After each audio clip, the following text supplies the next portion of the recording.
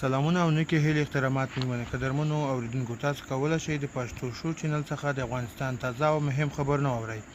دا هم تازه خبر په افغانستان کې د جنگ جګړو او تاوتریخوالي په دوام وسلوات طالبان ادعا کوي چې د هیواد شمال کې یې په بلخ او سمنګان ولایتونو کې بریدونه او پرمختګونه کړي دي. طالبانو ویان ذبیح الله مجاهد پر خپل ټویټر لیکلي ایبک ته نږدې د رازندان ستراتیژیکه سیمه یې نیولې او منګ تاش لرغان او خسان خیلو له استحکاماتونو هم عملیات روان دي. خو کورنیو چارو وزارت بیا ویلي چې افغان امنیتي او دفاعي ځواکونه د ایبک یا نږدې طالبانو بریدونه پر شاته مولي او په ځوابي بریدونو کې یې 60 طالبان وژلي او 9 نور یې ټپیان کړي دي.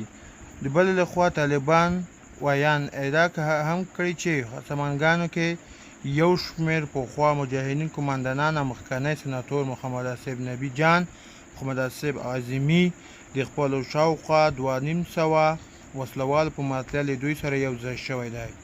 هغه سمنګان کې د طالبانو پر وړاندې د ولسي پاڅونوالو تر ټولو پیاوړی قوماندان بلل کېده. سمنګان ولایت شورا مرسل محمد هاشم سروری د طالبانو سره سناتور آصف اعظمي یو ځای کېدل تایید کړي او ویلي دي چې دغه کار د امنیتي ځواکونو او ولسي پاڅونوالو منځ کې یو څه ګډوډي رامنځته کړې ده. ښاغلی سروری وایي ایبک ښار څنډو کې جګړه روانه ده او د سوال طالبان ښار ته نږدې ننوتي. د دې سره د سمنګان عمومي محبس د ماتېدو په اړه هم تضادي راپورونه ورکړل شوي دي. طالبانو په ایبک ښار له برید سره مهاله ګاونډي بلخ کې هم د بریدونو کود او برق د فابریکې له لوري د پرمختګ ادعا کړې. خو د هیواد شمال کې 209 شاهین کلو اردو یوې باوري سرچینې BBC ته ویلي دي چې طالبان کود او برق ته نږدې د پلعام بګري له دفاعي لیکو نه تیر شوي دي.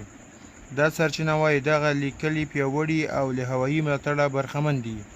کود او بر سیمه له مزار شریف ښار سره شاوخوا 10 کیلومتره واټن لري او ویل کېږي چې هوایي ځواکونه د دې ځای تودوخه سیمه کې هم پر طالبانو څو هوایي بریدونه هم کړي دي. د بلخ او سمنګانو کې دا جګړه داسې مهال شوې چې وسوالو طالبانو تېره ورځ د هیواد شمال کې د 3 نورو ولایتونو تخار، کندوز او سرپل ولایتونو مرکزونو ته ننوتلو خبر هم ورکړی دی.